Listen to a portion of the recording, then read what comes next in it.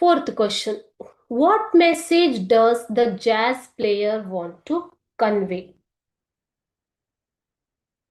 ಜಾಸ್ ಪ್ಲೇಯರ್ ಯಾವ ಒಂದು ಸಂದೇಶವನ್ನ ಹೇಳೋದಿಕ್ಕೆ ಬಯಸ್ತಾ ಇದ್ದ?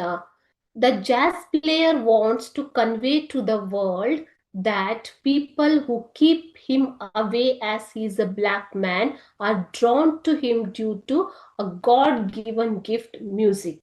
He wants to convey that art unites all. Jazz player ಏನ್ ಹೇಳೋದಿಕ್ಕೆ ಬಯಸ್ತಾನೆ ಮಕ್ಕಳೇ? he wants to convey to the world, ಜಗತ್ತಿಗೆ ಆತ ಸಾರೋದಿಕ್ಕೆ ಬಯಸ್ತಾ ಇದ್ದಾನೆ.